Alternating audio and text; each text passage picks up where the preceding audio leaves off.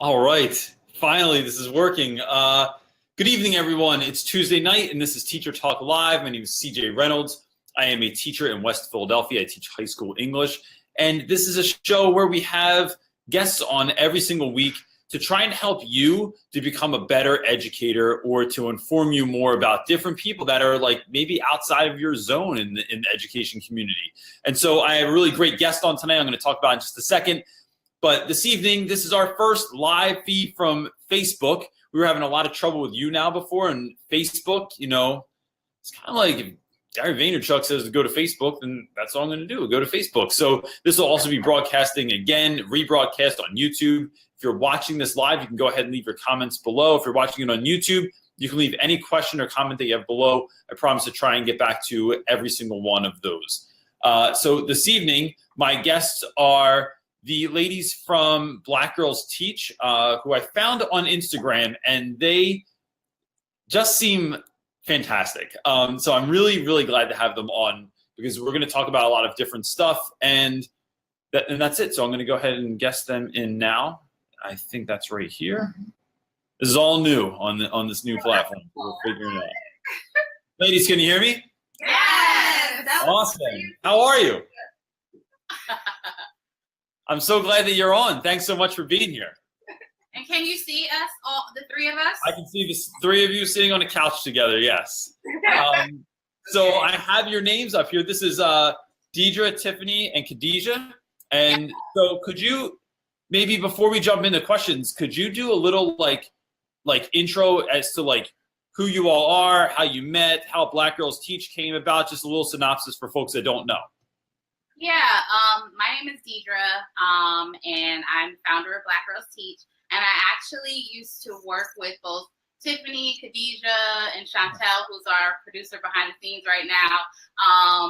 Chantel and I actually went to college together to become teachers many years ago.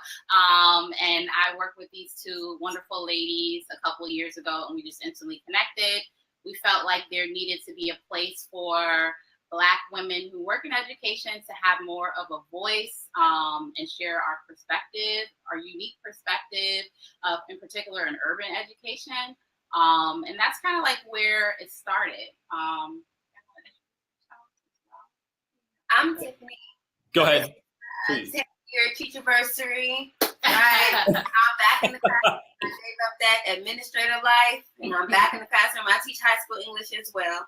Awesome. And English 3. Okay. I'm a DC native, so like you just said, we used to work together at a charter school. We were living that administrative life, just working nonstop, summers, weekends, whatever you want.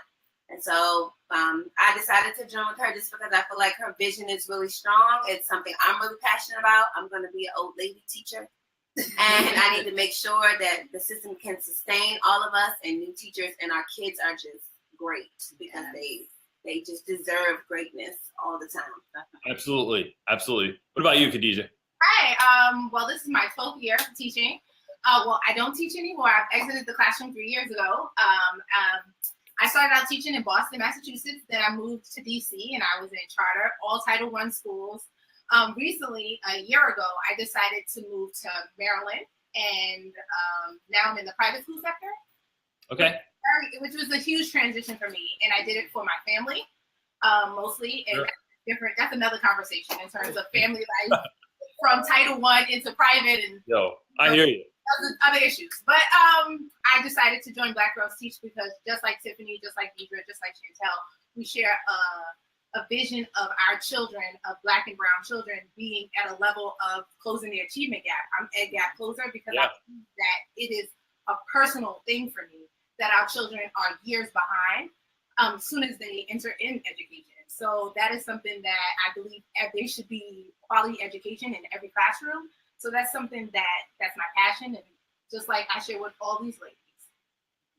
100%. So the school that I teach at an all boys school in West Philadelphia, and it's I'd say we're about 99% African American, and I always laugh that like when we have like a brochure to shoot, or if we're in the paper, they bring like all the other kids that like look different. So we look like a diverse school, but we're Title I inner city school. And the idea there for us, just because I'm just saying this because it goes kind of along to what you're saying, is like, African-American men in Philadelphia have the lowest graduation rate. And so the idea behind the school starting was to like, really spotlight kids that like were maybe not going to make it, and give it our all to like help these kids be what they can be.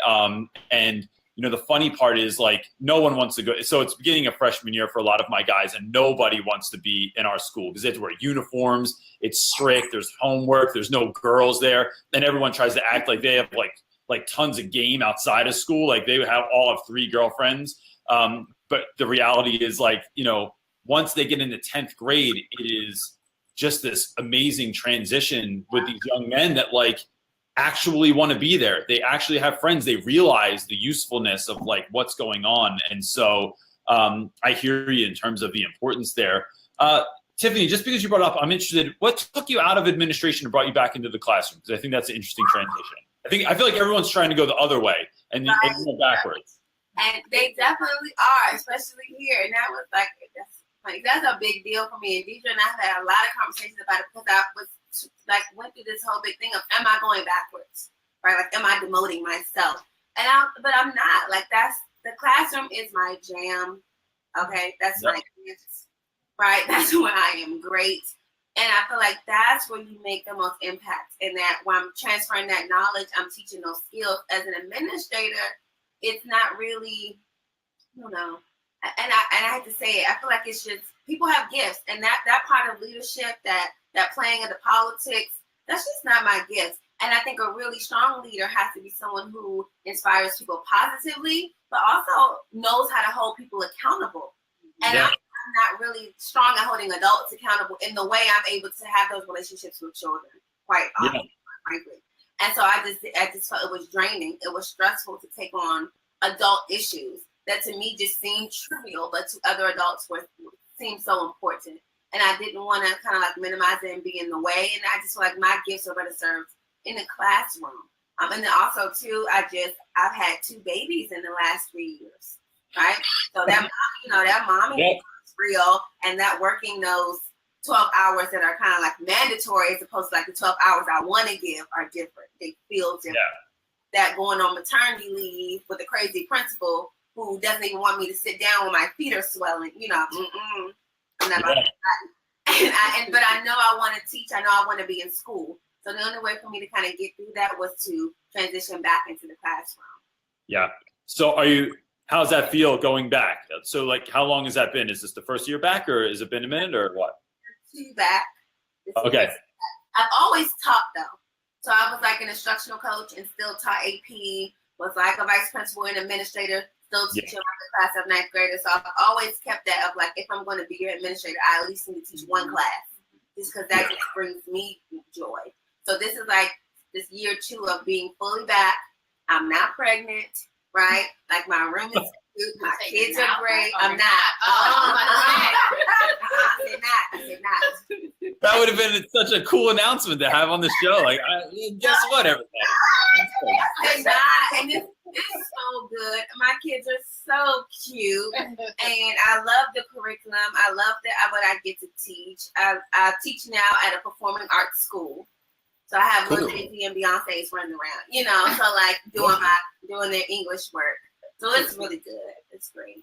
That's awesome. So so what I typically do is have like the guests that are going to be on the show kind of pick the opening topic. And so I want to talk a little bit about like being a master of your content instead of just kind of like handing out a worksheet or just searching on TPT for stuff and then handing out to your class. Why is that?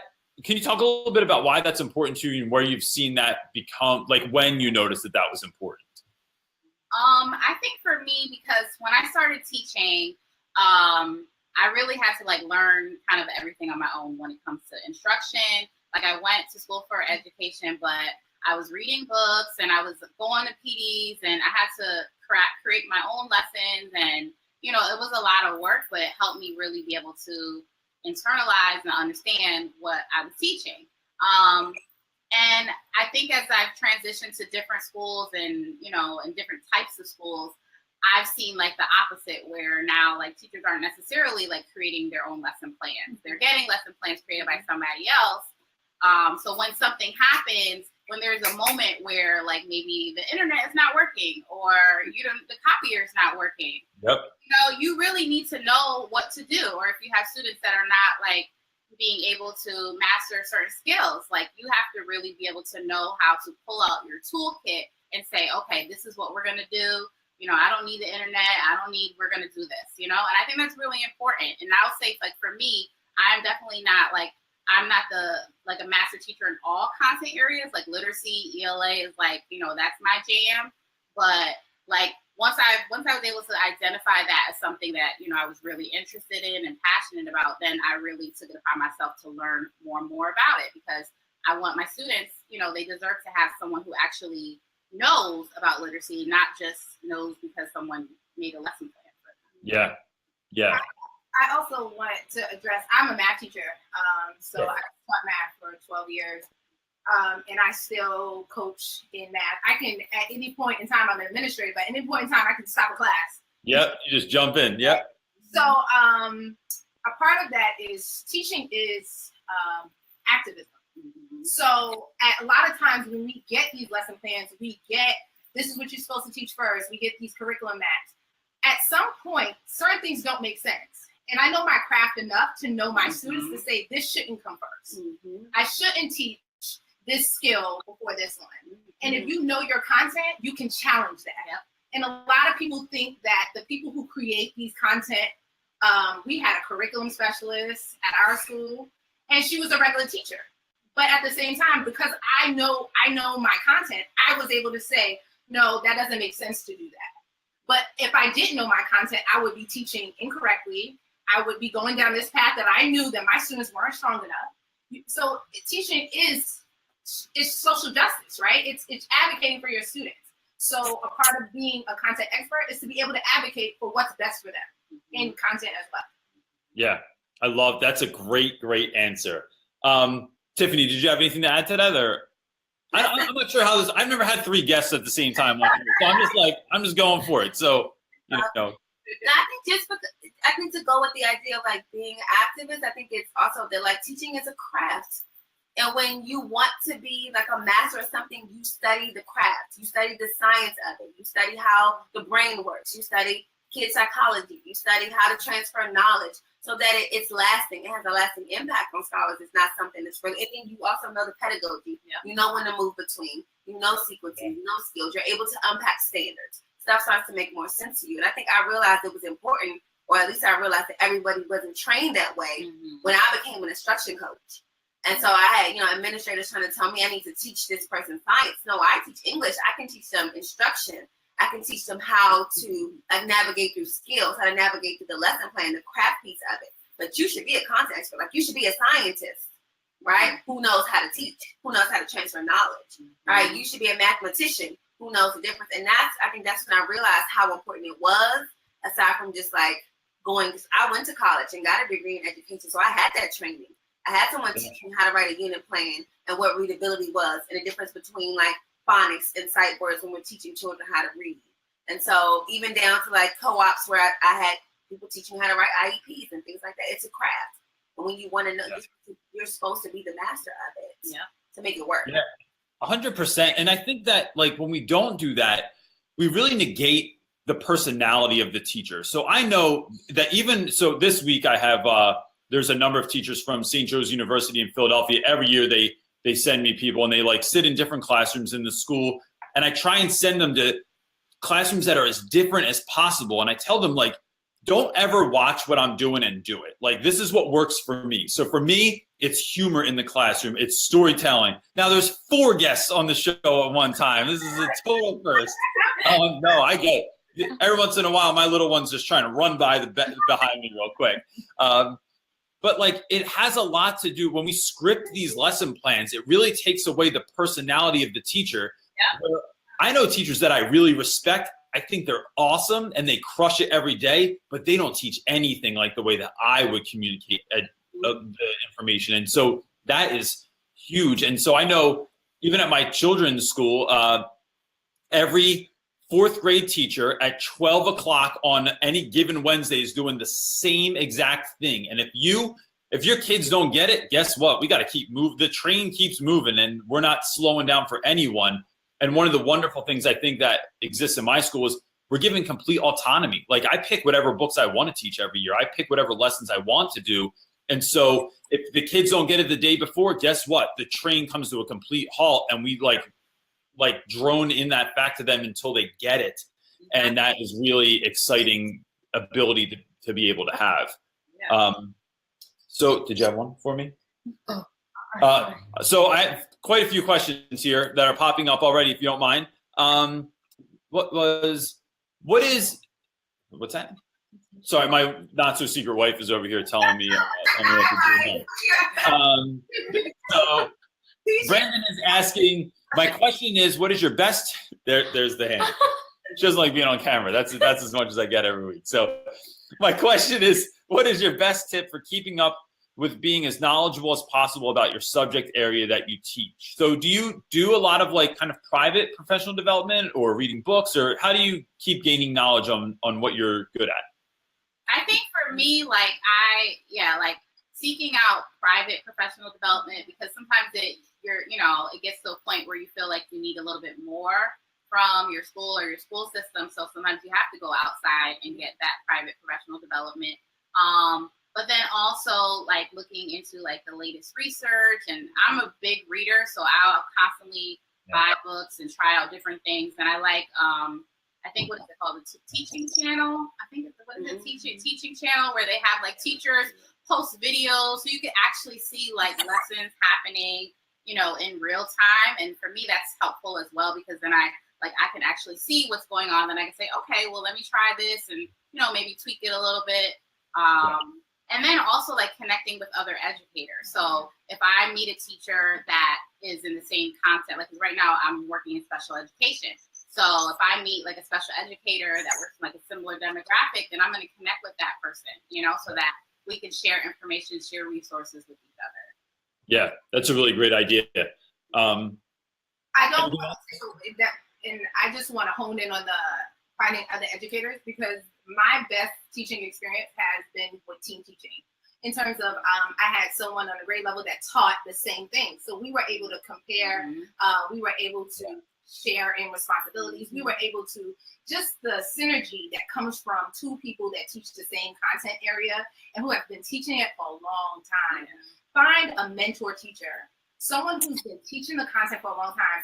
And I know a lot of people do not, they're new age. Well, I'm the new age, but it doesn't take anything away. Someone who's been teaching 8th grade for 5 years, 10 years, has so much knowledge. Every year they get better. So don't take that away in terms of finding you a mentor teacher and team. Find you someone who has been in middle school. Like middle school math is different from elementary school math, and which is different from high school math. We can't take that away from the conversation as well. So definitely team, find you someone that is in the same area, and find you a mentor teacher. Yeah. And with that too, I would say look for people who can give you feedback, not just the administrators. So like your colleagues. I take feedback from the kids, right? So when we do a skill or I teach them a critical thinking strategy, right, we process the process. So I ask them, what was this like? What are the pros? What were the cons? Then now let's get into the content. Let's talk about the story, right? So I can see what they liked. I study them as much as I study the text. Because like, they're different, and they're different every day. And I need to know how to teach them different things. My colleague that's next door, we come to school on Saturdays. I go over my rubrics with her. I show her my exemplar model and have her graded with the rubric, so we see if it works. So like, get a little tribe, get a little brain trust. You can bounce ideas off. You can read books together. But I'm also big on like the PD, the conference. I like school. That's why I'm a teacher. I like school, right? So I go. I figured out who wrote the AP language textbook, right? Renee Shea. Figured out when she was presenting at the College Board, went to her session because she's writing a book and she's grading the test, right? Nice. That kind of building of knowledge and like figuring out what to see. Yeah, I think that, I think that a lot of those ideas are important, because especially when you're a new teacher, I feel like so many new teachers just hold up in their room and they never leave. It's like they think, I remember like first year teacher, I saw too many Hollywood movies and I thought like, I'm going to go in, I'm just going to crush this. Like no one else knows how to do this. I don't know what I have no idea. I think, so here's what happened. I think I just upgraded my internet and they decided right now to like reboot my router. And so I apologize for that happening. 3 hours ago. Even though I did that about 3 hours ago. But anyway, the point that I was making, I'll jump right back in, is that new teachers too often, they like just hide out in their rooms. And instead of like going and checking out as many other teachers as you can, even if you don't think you want to be like that teacher, maybe there's something to take away from them. And if not, there's definitely something that you can think, I never want to do that. So that would be, I want to make sure that I'm staying away from that sort of behavior. And that can really inform the type of teacher that you're going to become as well. Did you have another one? So Maria is asking, how do you ask that in an interview, talking about how we were saying how like to get away from scripted lesson plans and stuff. I don't want to be in a school that requires that strict of a curriculum, but I want to ask that in a respectful way. What would you think on the administrative side of that, ladies? Like how would you take that if someone said they didn't want to go into your scripted lesson plans, or how would you deal with that? I would definitely want to know. It depends on the year's experience, first of all. And I think most schools do a demo lesson. So showing your best self during that time. So if I see that a teacher knows her stuff, his or her stuff, and they can demonstrate that they can teach a student pedagogy way beyond just the basic I do, we do, you do, if they're giving conceptual understanding, if they're bringing it to another level, I am completely, as an administrator, very flexible with that. I will observe you more often because we made that agreement, but I would definitely say if that's something that you would like to do, put your best self forward. So there's no question about whether the content, do you have data to back up what you're saying? If you're saying, I don't want scripted lesson plans and I don't trust, because you're pretty much walking into a school saying, I don't really trust what you might have. Yeah. Do you have data to support that what you come with is going to push academic achievement? Because it's not just based on your personality and how well you can talk about the content. You have to prove it. We're in times right now where we need to close achievement gaps. So if you're saying you are a great teacher, where's the proof? What test scores do you have from your other districts? What data do you have that supports what you were saying along with this demo lesson? So I think it's bigger than just saying, I want to move away from it, because these things were created because of teachers failing our students. They weren't created just because, I just don't believe you can teach. It was also it was like a help. We have teachers coming in that have no experience. So it was actually to help teachers who have never taught before, who are coming in with no experience. So it wasn't just so we don't believe, we want you to be robots. So I just don't want to take that, they want me to be a robot. No. But if you can teach, put your best self forward, and you better have some data to back up what you are saying. So that's mine. And I would say that even just asking, like, okay, well, how does lesson planning work in your school? Do teachers collaborate? Or because a lot of times when you start asking, how much autonomy do teachers have with lesson plans? Because then from there, the person leading the interview will be able to say, like, oh, well, our teachers plan, or our teachers get this, or our teachers get that. So just asking those questions versus saying, like, I want to plan my own lesson plans. Just say, like, how much autonomy do teachers get in creating curriculum and resources and assessments and things like that. Yeah, I think that's a really good point. Too, because some school systems, if you go on the school system's website and you see like dashboards for curriculum, you know that they already have one kind of set up, and you can kind of gauge where you can fit in, where you can go.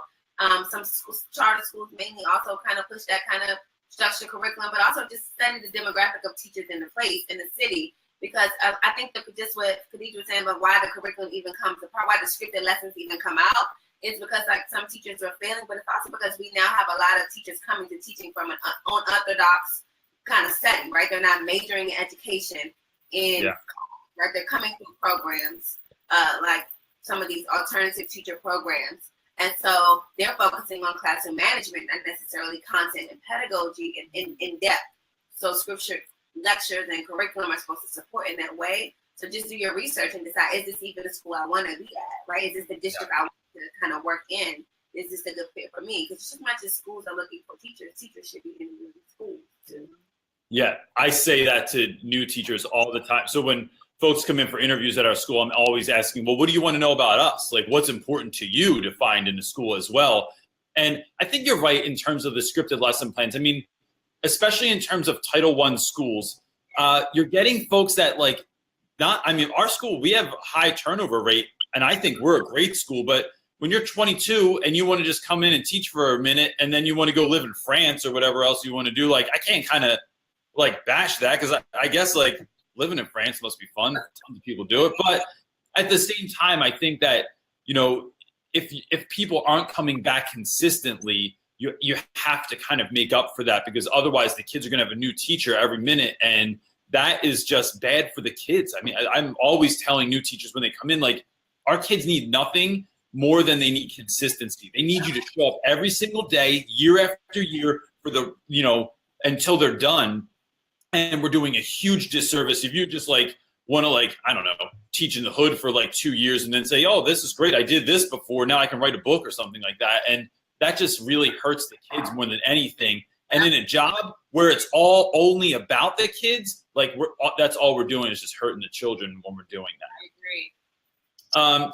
So Stephanie Hall has asked, I'm not sure that this was worded correctly, so I'm going to take it a different way maybe, but she's saying, any tips for someone who's going to be as a long-term teacher? I'm wondering if that was meant to be a long-term sub. Because if you're going to be a long-term teacher, just keep at it, Stephanie, and you'll figure it out eventually. But what would you say? What's your experience with long-term sub? I mean, maternity? I mean, you had to have a long-term sub, I imagine, in there. So that's a really good side to take it from as well. The best one was the one I just had. So I just had a baby in April. So what my assistant principal did was he knew when he hired me that I was pregnant. So the first day that I came in, I started in January, I had my long-term sub, we were calling him the guest teacher. He was my co-teacher. That's awesome. So he started with me. So we treated it like a co-teaching relationship. And so he started with me to get down my style, my philosophy, to see how I was teaching the kids. And so also just the kids saw him, they knew him. And we were just very transparent. They're I'm getting ready to go out. Mr. Hunter is going to take over. So you will know. So he and I planned, we prepped, we planned ahead of time. And then just me as the teacher, I hope someone's done this for her. I left a really almost ridiculously, meticulously detailed plan. I made workbooks. I put the whole quarter 4 in a workbook and got them bound and did all because I'm just teaching too much. But and labeled it down by the weeks. Went through with him, gave him a master teacher copy. The administration had the soft copy, and parents had soft copies. That way, it was no excuse of what we should be doing, and also how we should be doing it. So I would say if I'm coming in as the sub, I would maybe try to manage the administration and the teachers up to have that kind of at least those resources available. If not, then at least ask them, can they partner you with someone else who teaches that course or has taught it before, so you can kind of get a flow, at least get a thinking partner. Then I would just say my advice to Mr. Hunter was, this is your class now. You're not the sub. That's the biggest thing. Come out the sub mindset. Because if it's more than a few days, you're the teacher, boo. Right? That's your classroom now. So treat it as such. So you need a plan. You need to know the kids. He knew their names, right? He was more tech savvy, cell phone savvy than me. So he set up a little reminder on his cell phone, and the kids could text him. And he even knew we scheduled dates where they could FaceTime me and the baby, so the kids didn't get all the way crazy.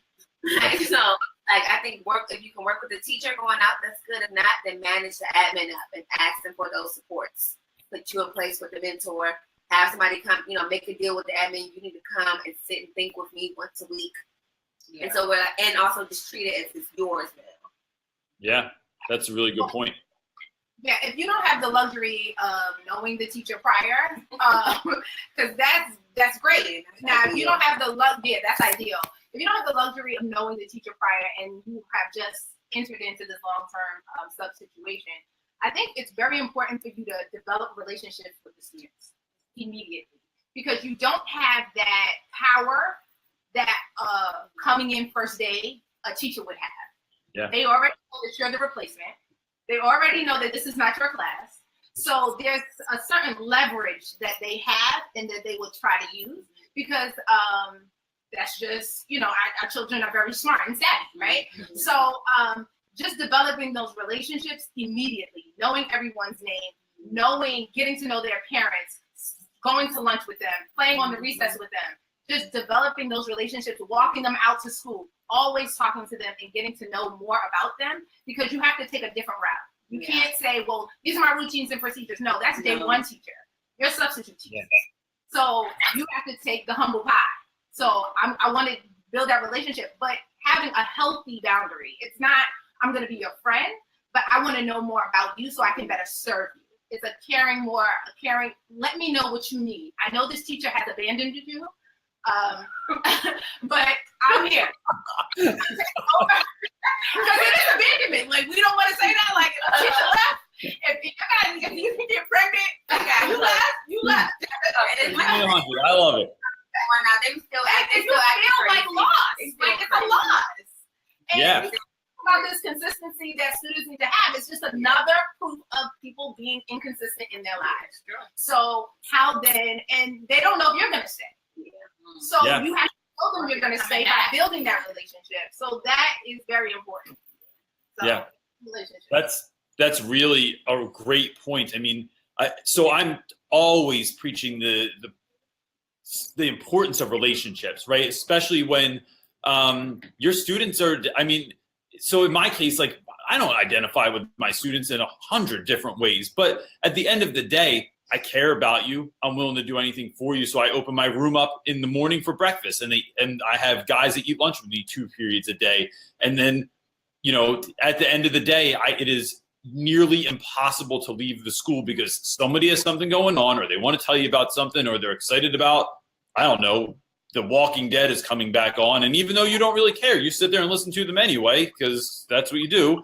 And it's, that's just the kind of stuff that you do when you're a teacher. And I feel like my students eat that attention up like crazy. They can never get enough of it. So it just shows me that, like, anyone can go in, anyone with an ear that doesn't just talk about themselves, but actually listens to the students, is like, you win every time when you do that. And I'd say to long-term subs, also get to know your staff. Don't act like you're a part-time employee or that you're just going to be there for, a couple of months. I would treat it like I'm going to be there forever, and just get to know people. It's going to make your experience 100 times better. And then you have someone to go to if you have a rough day, or you have someone to go to if you need help with a particular student, or you're trying to figure someone out, or you're not sure what their backstory is or whatever. That's just going to make it better for the kids. And just keep the kids in mind. Like, as long as you keep the kids in mind, I think you win every single time, and it's not just you doing what you're doing.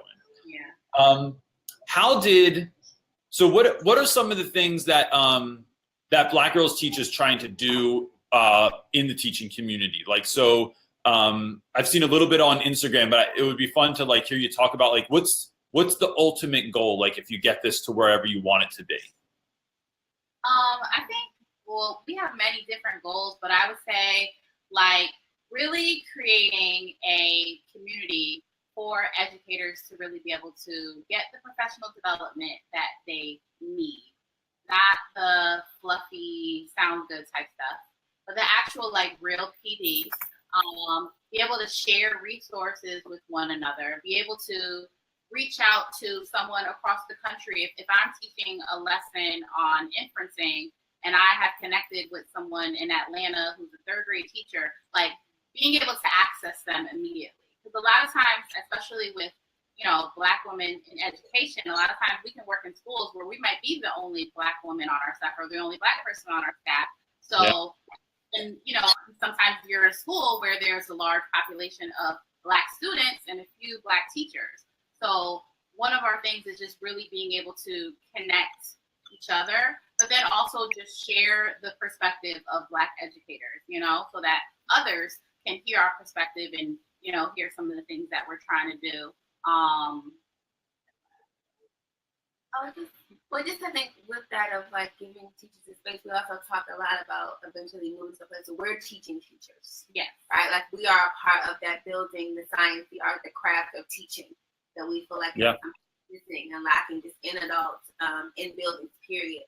And that's for teachers of color, but that's also people who teach children of color. Yeah. Right. So how do we like get the pedagogy moving at the same pace that like the cultural proficiency is moving in the same way, and you get to that sweet spot like where the teacher becomes the master.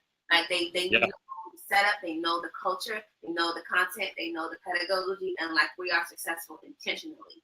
Not just like, oh, it worked, but like we knew it was going to work because we made a plan and we worked the plan.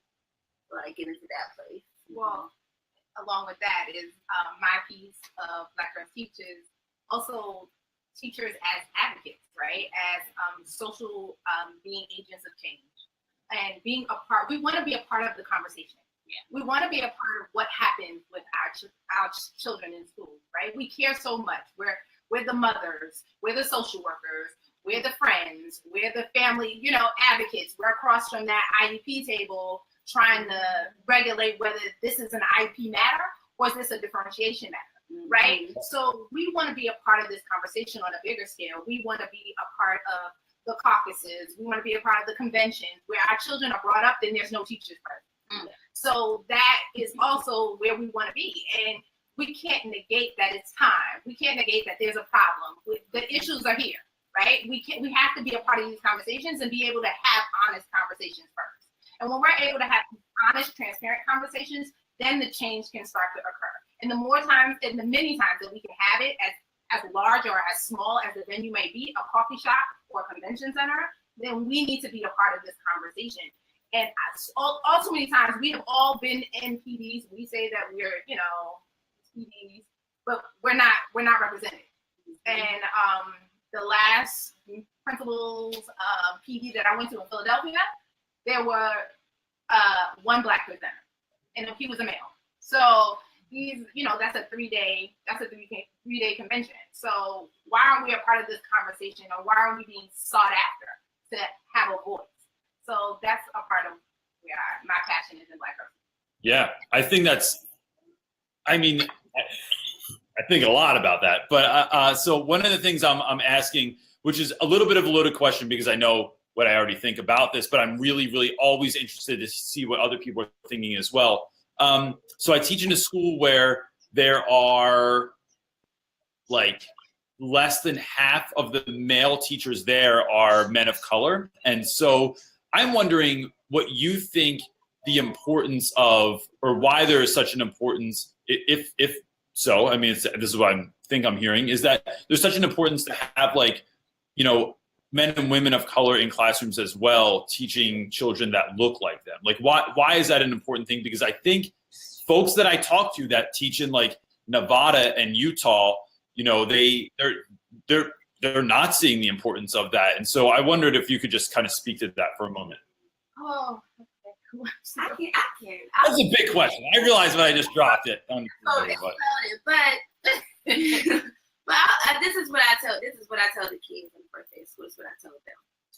I've only taught in DC, right? I taught in Virginia for like a year when I was in college, right? And they tried to keep me because they didn't have any brown teachers, and the brown kids there didn't know they were brown because the parent they went home to wasn't brown, right? So they dawned on them that they're brown.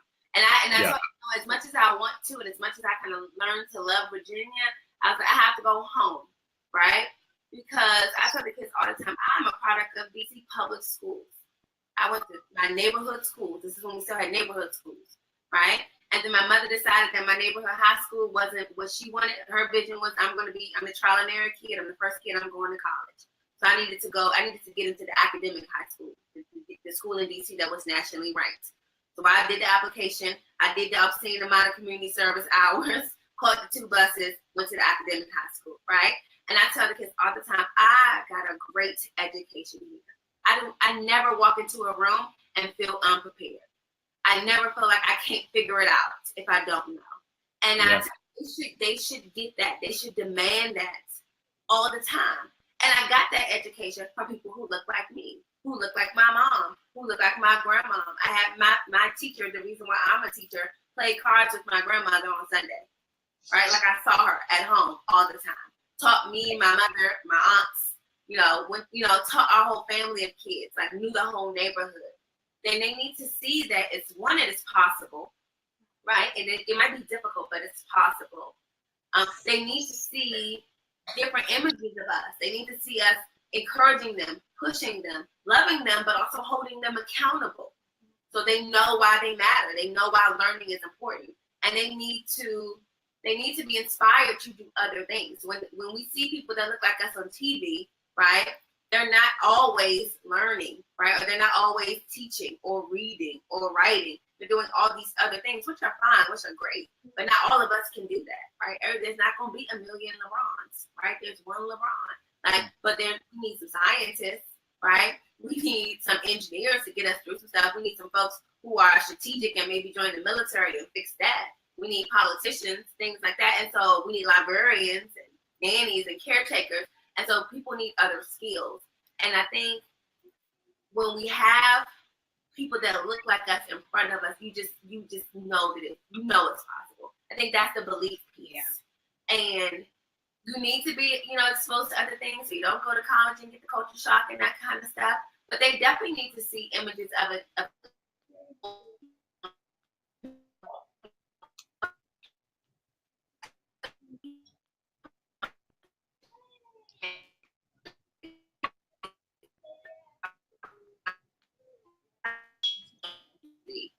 I'm only 10 years removed from the kids I teach, and it feels completely different.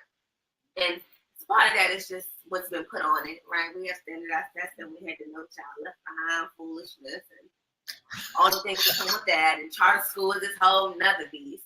But at the end of the day, learning, growing, feeling competent, feeling like you can is something that should always be moving, right? That should always be a part of school. Yeah. And people like them, that just encourages them to do more. And I think for me, when I think about my students, I see my students as my children, my nieces, my nephews. I truly see my family and my students. And, and I think part of that is because, I am Black and my students are Black.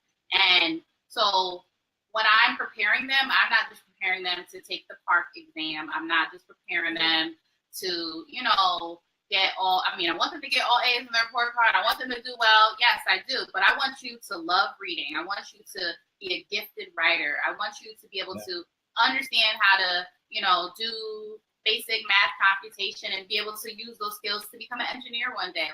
Those are things that are important to me. And if I see you walking down the hall with your pants sagging and doing things that are not appropriate, I'm going to say something to you because I feel like that's my job. My job is to tell you, no, that's not what we do. That's not how we walk in the hall. That's not how we, and for me, I'm deeply invested in my students. And I feel like if every teacher is deeply invested in their students like that, then that would be great. But I don't feel like that's always the case. And I think that if a teacher works in a school where you wouldn't necessarily send your children to that school, that there's that disconnect. So sometimes the question I often ask is, if it's not good enough for your own children, why is it good enough for these children? Why? Sometimes when you ask those questions, people don't know how to respond to that, but it's true. It's we have to really sometimes sit back and think about some of the things that we're doing and think about, well, we want that for our own children. And if not, then there's a problem right there. And to me, I think because, I am a Black woman, I think about those things a little bit more. I'm not saying that, all Black teachers do that, but for me, that's just it's deeply inside of me. Well, everybody has said this, but just to sum it up, I tell my students all the time, I'm your melanin mirror of affirmation. Period. Let me affirm to you that I'm standing here so you can too. And let me prepare you to take my place. So let me let you know that every single day that you can, because I can. And you said something about that. And there's no difference between us. And, a lot of students do believe now that we transcended social economic classes. I used to, don't let this fool you. We're from the projects. We're from Title I. We're not far removed. I had a teacher that stood here too. And I need you to understand that there's no difference between us at all. So, and I affirm that every single day by my presence, by my consistency, by my words of affirmation. by everything that I do. I think there's a connection when you feel like you could be there.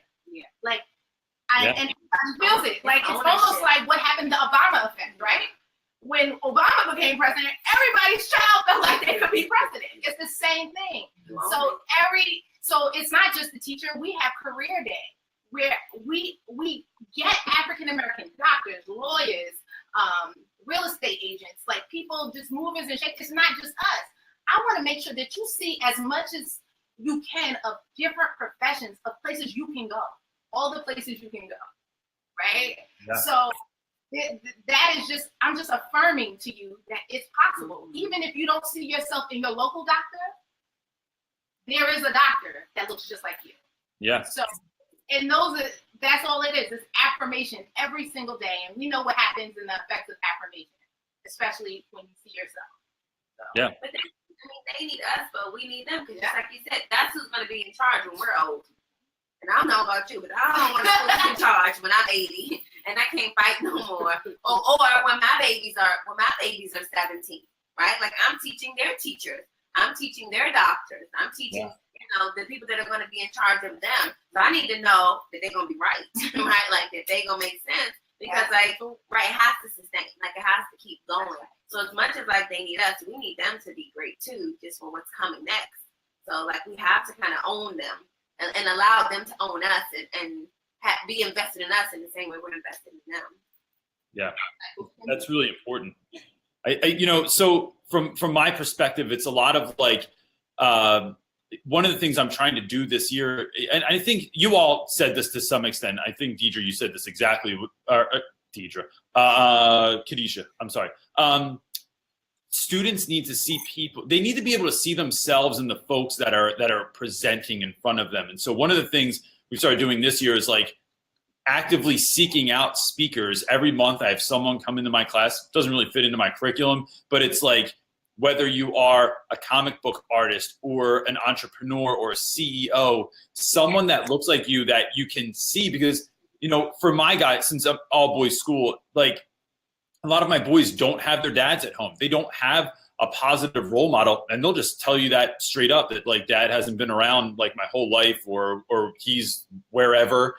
And so that example has not been there. And I know, like, if we're keeping this for real, like I know that I'm not that. I can be a lot of things to students, but I'm not. Students can't look at me and think, oh, if Mr. Reynolds can do it, I got it covered. I can do this as well. And so, and what I do try to model is like what it looks like to be a dad, what it looks like to be a good teacher, what it looks like to be a good listener.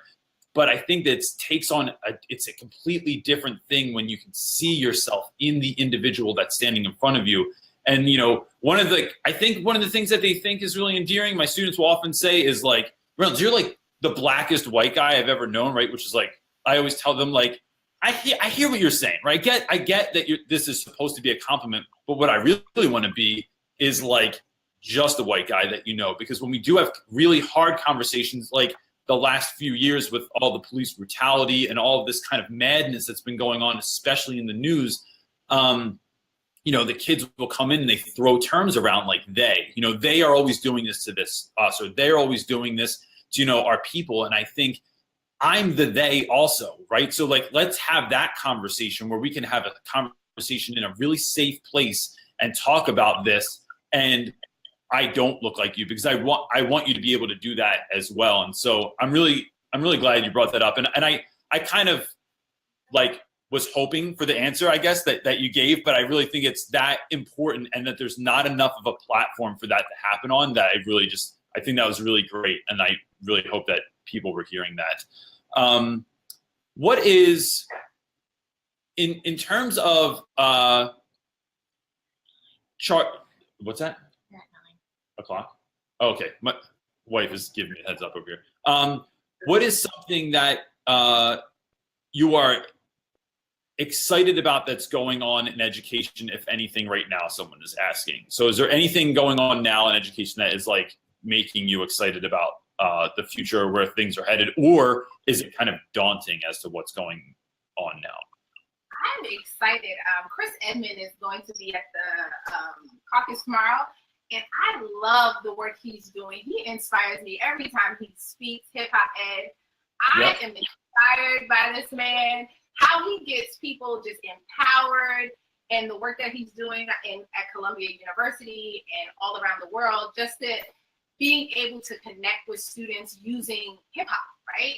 Using what they're already comfortable with and allowing the classroom to come alive, right? Whatever it is, you be flexible, put it to music, do whatever you need to do to engage with students.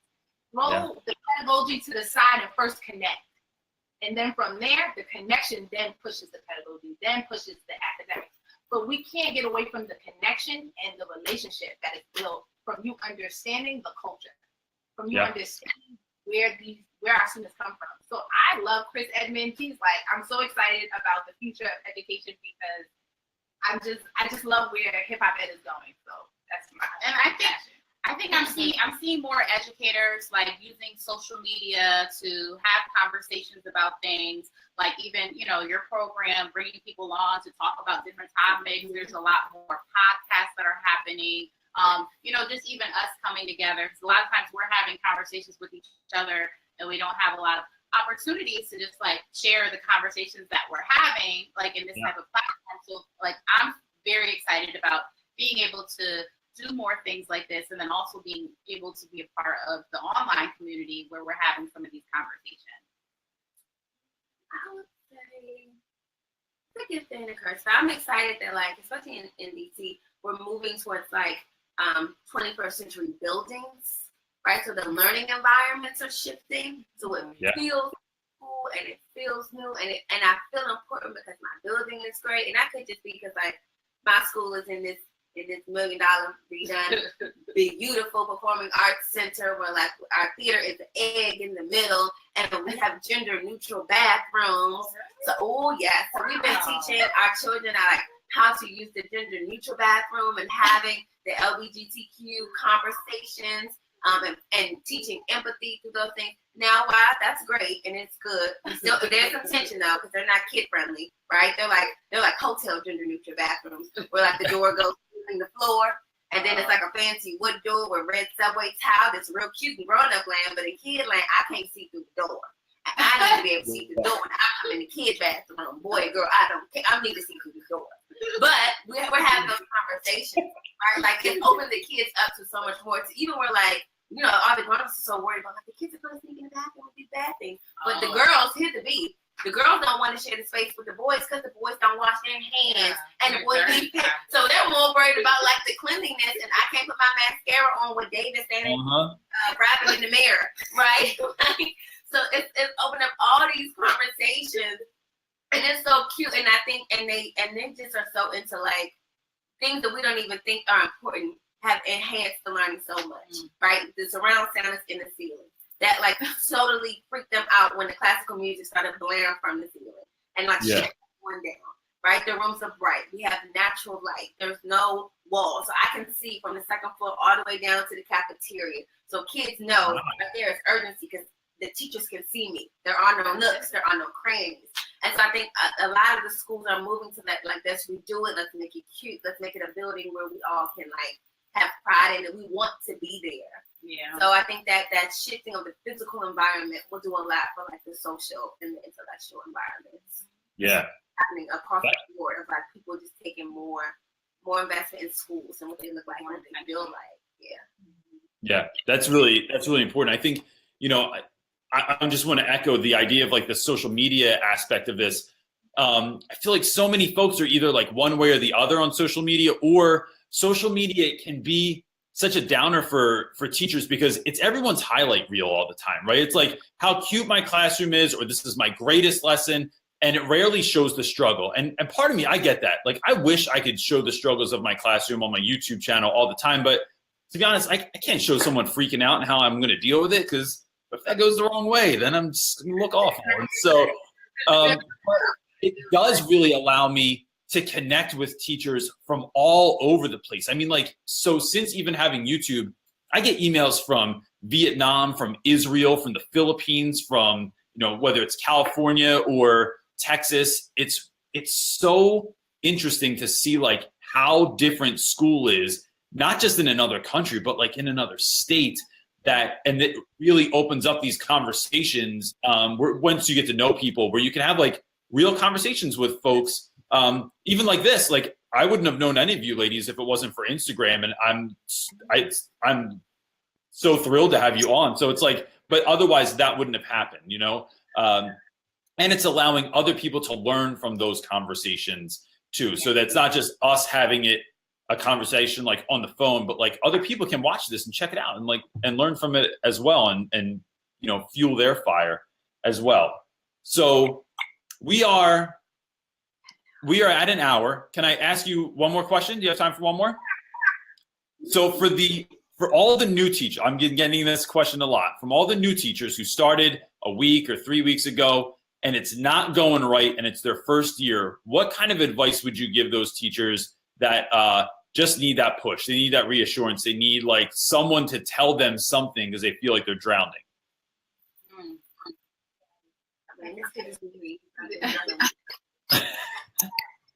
You can always reset.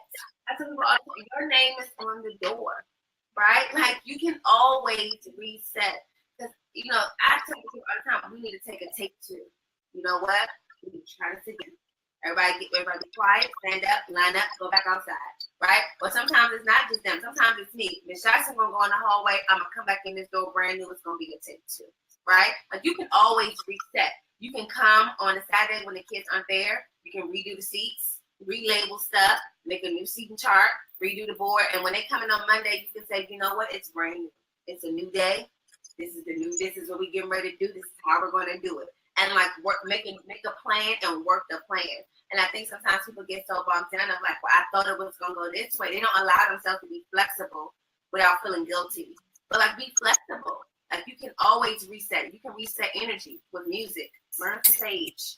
Get the negative vibes up out of there, right? Like you can just know that it's yours. And when you own it and when you love it and you reflect on it, you can always reset, right? Kids will follow you, right? Just make sure that they're following you somewhere great, right? But they will come. They will follow you. If you are on it, if you are enthusiastic about it, if you are consistent, you don't let up, they will come, right? And when you realize like maybe it's not working, we're having a shift, be transparent, let the kids know that wasn't it. We need to start over. We are resetting. Do we all agree? Let's start over. And you can always shift it. I think also it's okay to have candid conversations about where you feel like the problems are. I feel like every time we shift into math, I lose everybody. Why is that? Let's talk about that. Because I need you all to get this. There's certain things that are coming up. I know that, how does that relate to their real world? Why does it make it relevant? Why is that relevant for them? Like, if these things are happening, they have to have a connection of why this is important, right? So and remain consistent. Remain consistent. I tell people all the time, especially, this is testing you. Like, this is just what it is. Y'all in a relationship right now. Y'all dating. Like, this is just what it is. Like, I don't know if I like you. We still in this beginning stages. I'm not too sure. You kind of came in with an attitude yesterday, so we don't know if we can go to the next level. So it's just remain consistent. I'm not going nowhere. I'm the adult. I'm not going anywhere. And I need to let you know that if your emotions might change, but I'm the adult. I'm going to remain consistent in your life. You might not like me tomorrow, but I'm going to like you. And every day is a new day. Whatever student, today is a new day. Whatever they did to you yesterday, it's gone.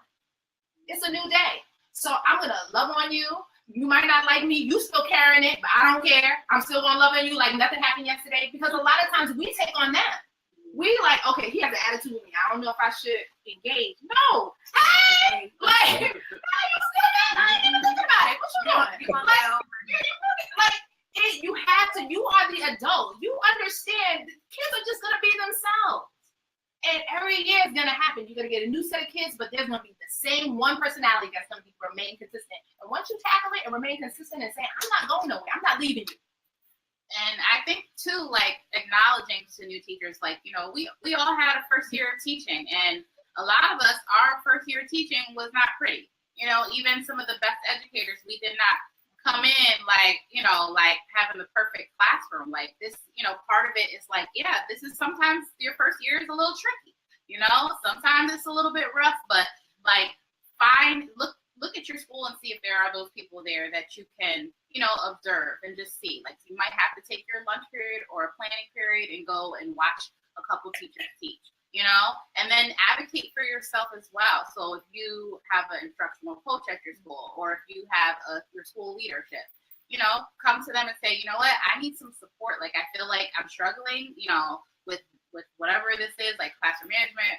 I would love for someone to come in and do a demonstration lesson for me. And, I push leaders to, model it for me. Come in, can you model this for me? Like, if this is something you want me to do, can you show me how to do it? So say that nicely, and push people to do their jobs, because part of being a school leader is coaching teachers. It's not just dealing with behavior issues all day or paperwork and all that. Like, they really should be they should be the instructional leaders. So as the school leaders and instructional leaders, they should be providing support for those teachers. But, we have to be the ones to advocate for ourselves. And a lot of times when you're new, you're a first year teacher, sometimes you're afraid to do that, but you have to, especially if you really need it. Yeah, I think you have to kind of admit that you don't know everything. Like when you come in, like don't think that if I tell everyone that I don't know what I'm doing, then I'm going to get fired or something like that. I think that's really important. I think also going back to that relational piece, pick that kid who is a nightmare in your class. And one of the things I've done in the past, and I might even do this week before the week is out, is I'll give kids detention, and their detention is they have to eat lunch with me every single day. And then I just ask questions about you, right? Like I don't talk about me unless I think it's going to bring something out in you. So like if I need a kid to maybe be a little bit vulnerable because I'm trying to get at the core of what your story is, I might say something about myself, like, oh, I've been in that situation too, or when I was growing up, this was my kind of situation with my parents. And once you get to know kids, if you eat lunch with a kid for a week, I'm telling you, you're not going to have problems like you did before because they know you care. And even sometimes my wife makes lunches and writes their name on the bag and stuff like that. And you can't be mad. My wife just made you lunch. You might be able to joke and say Reynolds' wife's make me lunch sometimes, but I deserve that. But that kind of stuff always works. But it takes you being bigger and you putting the time in for a kid that maybe is not used to having the time put in. And then you find things out, someone's grandpa died over the summer, or their mom is sick, or their dad's not around, or something about them that it just changes the whole story, because it's now I know who you are and I get it. I probably should give you a little bit more grace than I've been doing too. Before I let you go, could you ladies let everyone know where they can find you on social? Yeah, so Instagram is Black Girls Teach, but I love books that I cannot lie. That's one of my other Instagrams where it's all about diverse children's books. And then I have another Instagram where it's just my personal Instagram is d.fogarty.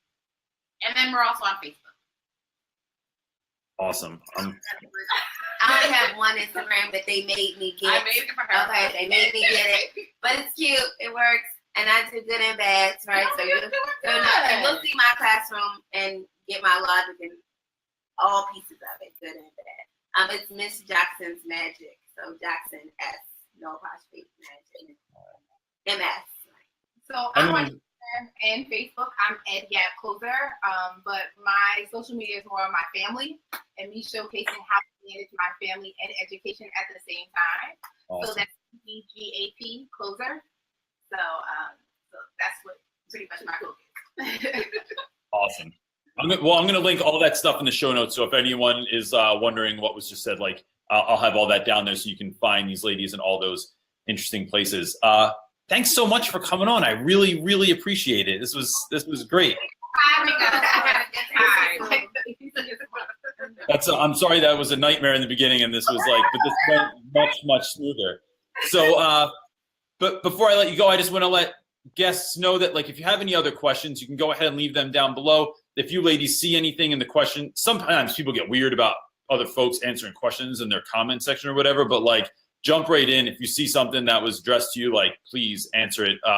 And then next week I have one of my all-time teaching heroes, Rafe Esquith, the author of Teach Like Your Hair's on Fire and Work Hard and Be Nice, and a slew of other books, is going to be on next week. So I'm excited about that too. So ladies, thanks so much. Thanks for being on. I appreciate it. Thank you. Bye. All right, have a good night. Bye. Bye.